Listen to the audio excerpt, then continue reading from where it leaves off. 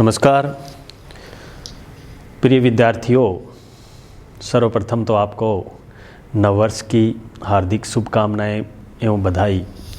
आपके लिए नववर्ष एक ऊर्जावान और एक नई आशा और एक अच्छे स्वास्थ्य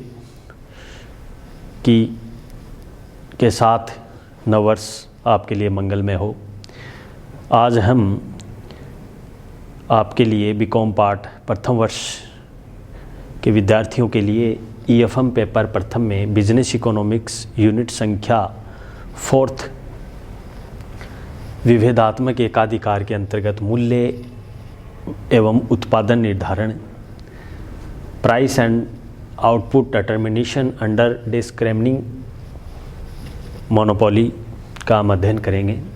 पिछले वीडियो में हमने चर्चा की थी एकाधिकार के अंतर्गत मूल्य एवं उत्पादन निर्धारण के बारे में, जिसमें हमने अल्पकाल और दीर्घकाल में होने वाली स्थितियों के बारे में हमने चर्चा की थी।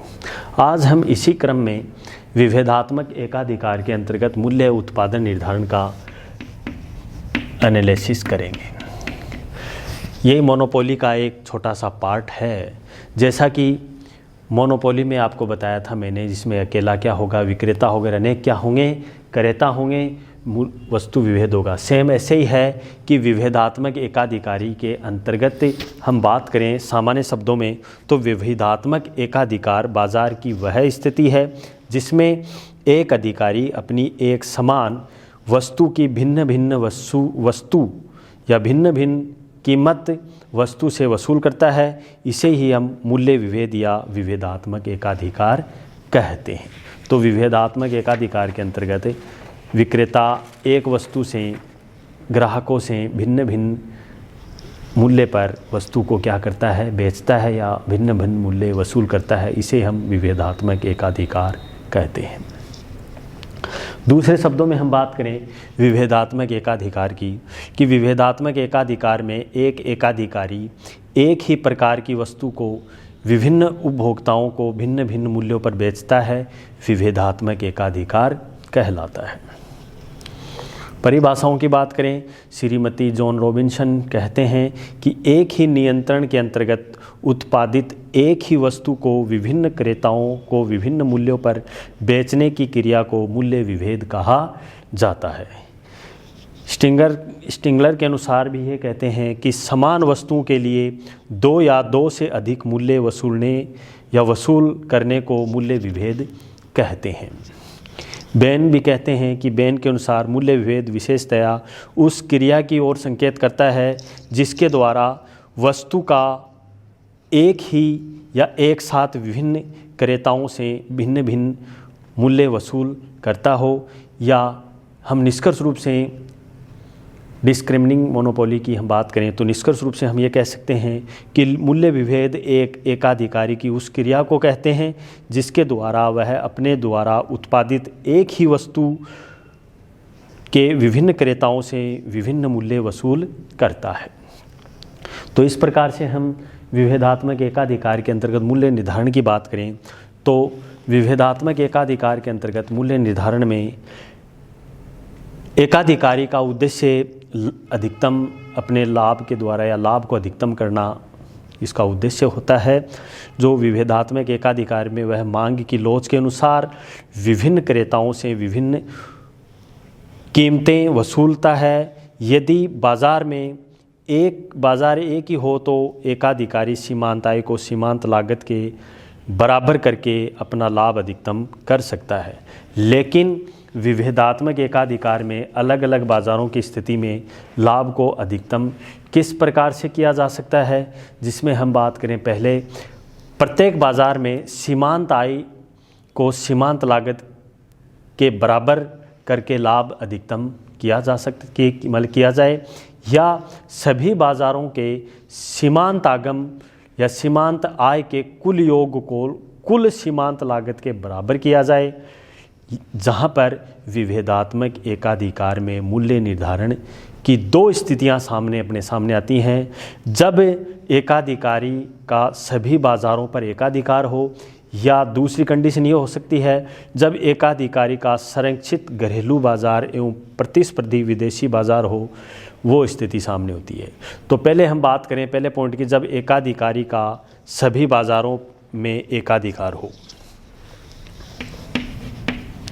जब एकाधिकारी का सभी बाज़ारों में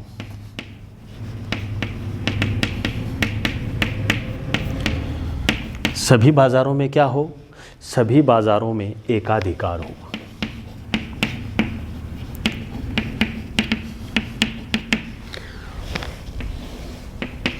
पहले इस कंडीशन को हम देख लेते हैं। यहाँ पर बाज़ार ए और बाज़ार बी और कुल बाज़ार के रूप में हम करेंगे निर्धारण किस प्रकार से किया जाता है। बाज़ार ए और बाज़ार बी और तीसरी है कुल बाज़ार ए प्लस बी।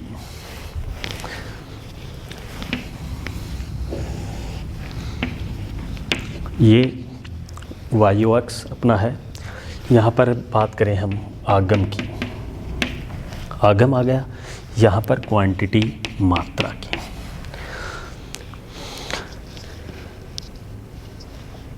इस प्रकार से हम बात करेंगे प्रथम बाज़ार की, तो इसमें AR और MR वक्र क्या होगा, गिरता हुआ होता है। AR वक्र और MR वक्र।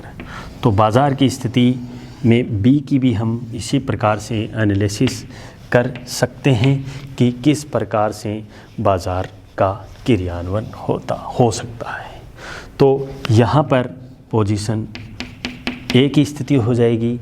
बी बाज़ार की हम बात करें तो AR और MR वक्र मैंने जैसे आपको बताया यहाँ पर गिरते हुए होंगे जब सभी बाज़ारों में एकाधिकार की स्थिति सामने होगी। तो ये स्थिति यहाँ पर समान रूप से न मान के 50 यहाँ कॉस्ट है 100, यहाँ पर 50 बी बाज़ार की स्थिति को हम क्रियान्वित कर सकते हैं 50-200। अब कुल बाज़ार के रूप में इस प्रकार से सचित्र इसका डायग्राम बनेगा। कुल बाज़ार के अंतर्गत AR वक्र और MR वक्र इस प्रकार से होगा। तो ये स्थिति अपनी कुल बाज़ार की होगी। तो यहाँ पर अधिकतम लाभ की स्थिति का चित्रण इसमें किया जाएगा। तो इस प्रकार से जब एकाधिकारी का सभी बाज़ारों पर एकाधिकार हो तो इस प्रकार से डायग्राम्स के माध्यम से क्रियान्वित किया जाएगा। तो हम जब एकाधिकार को सभी बाज़ारों पर एकाधिकार हो तो इसकी हम एनालिसिस की बात करें तो विभेदात्मक एकाधिकार में लाभ को अधिकतम करने की 2 शर्तें हैं, जिसमें 2 शर्तों की पूर्ति आवश्यक है। जब सभी बाज़ारों में उसकी सीमांत आय क्या होनी चाहिए, बराबर होनी चाहिए। जब उसकी कुल सीमांत आय और कुल सीमांत लागत के बराबर होनी चाहिए। प्रथम बाज़ार की सीमांत आय दूसरे बाज़ार की सीमांत आय या कुल सीमांत लागत बराबर होनी चाहिए। तो ये स्थिति सामने होती हैं कि किस प्रकार से क्रियान्वित किया जाएगा। अब हम बात करें इसी क्रम में जब विभेदात्मक एकाधिकार मूल्य निर्धारण में, तो यहाँ पर अपनी स्थिति ये आई MR मार्जिनल कॉस्ट ए बाज़ार की बराबर मार्जिनल कॉस्ट MR B, और इन दोनों पे मार्जिनल कॉस्ट का जब एनालिसिस होगा उस आधार पे, अर्थात यहाँ पर हम बात कर सकते हैं A और B में या कुल बाज़ार में एकाधिकारी अधिकतम लाभ कमा पाता है। अब हम बात करें इसी क्रम में जब एकाधिकारी का घरेलू या संरक्षित घरेलू बाज़ार एवं प्रतिस्पर्धी विदेशी बाज़ार हो, राशि पतन हो तो किस प्रकार से किया जाएगा। तो उसको भी हम एक डायग्राम्स के द्वारा समझ लेते हैं और इनसे और अच्छे से समझने के लिए आपको इसमें बुक्स का थोड़ा सहारा लीजिए, उसको आप अच्छे से पढ़िए जिससे आपको आसानी से समझ में आ जाएगा और इनसे संबंधित या इस प्रकार का क्वेश्चन आपके एग्ज़ाम में अगर आता है तो आप आसानी से यूनिट संख्या 4 में कर सकते हैं। तो अब हम बात करेंगे इसकी सेकंड कंडीशन की, जब एकाधिकारी का घरेलू बाज़ार में जब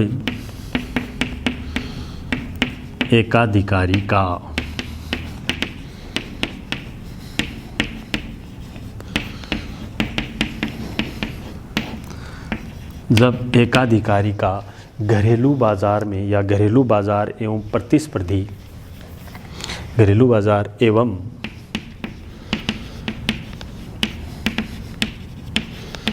प्रतिस्पर्धी विदेशी बाज़ार हो,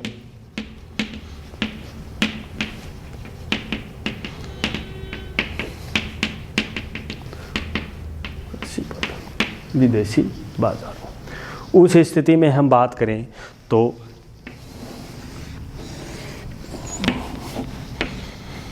वायु अक्ष जब घरेलू बाज़ार एवं प्रतिस्पर्धी विदेशी बाज़ार हो, राशि पतन हो, तो यहाँ पर AR वक्र और दोनों पूर्ण प्रतियोगिता बाज़ार उसमें दोनों बात करें तो AR वक्र MR वक्र यहाँ पर क्या होगा, बराबर होगा। तो यहाँ पर दोबारा हम उसकी बात करें पूर्ण प्रतियोगिता में तो ये अपना क्या हो गया, AR वक्र, और AR वक्र पे इस प्रकार से एनालिसिस किया जा सकता है। तो यहाँ पर जो स्थिति सामने हुई मार्जिनल रेवेन्यू की या MR की, तो वो भी एक अहम तरीके से क्रियान्वित हो पाती है। तो इस प्रकार से ये क्या हो गया अपना मार्जिनल कॉस्ट का एनालिसिस। तो हमें घरेलू विदेशी बाज़ार के अंतर्गत इस प्रकार से क्रियान्वित किया जा सकता है। यहाँ पर अपनी 50-100 यूनिट्स का था। तो इस प्रकार से जब घरेलू विदेशी बाज़ार प्रतिस्पर्धी हो तो इस प्रकार हम देखेंगे कि इसके अंतर्गत एकाधिकारी अपने लाभ को अधिकतम करने के लिए मूल्य विभेद की नीति को अपनाता है तथा इस नीति के अंतर्गत विभिन्न ग्राहकों से विभिन्न मूल्य भी क्या करता है, वसूल करता है, अर्थात विभिन्न उपभोक्ताओं के मध्य भेदभाव करता है। तो इस प्रकार इस नीति के अंतर्गत जब घरेलू बाज़ार में ऊंचे मूल्यों पर माल बेचता है तथा विदेशी बाज़ार नीचे मूल्यों पर माल बेचता है तो इस क्रियाओं को अपने लाभ को अधिकतम कर सकता है। तो इस प्रकार हमने आज इसी क्रम में इसी यूनिट के अंतर्गत हमने अध्ययन किया कि किस प्रकार से विभेदात्मक एकाधिकार के अंतर्गत मूल्य व उत्पादन निर्धारण किया जाता है। तो हम आसानी से विभिन्न प्रकार की कंडीशंस देख के एनालिसिस हमने किया। तो अगले चैप्टर में हम पढ़ेंगे एकाधिकारात्मक प्रतियोगिता के अंतर्गत मूल्य निर्धारण किस प्रकार से होता है। एकाधिकारात्मक प्रतियोगिता के अंतर्गत मूल्य का निर्धारण।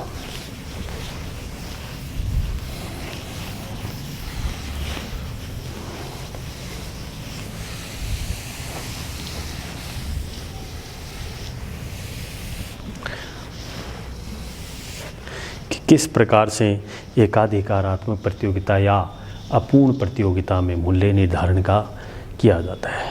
तो हम यूनिट संख्या 4 का बिजनेस इकोनॉमिक्स के अंतर्गत अध्ययन कर रहे हैं मार्केट्स के बारे में।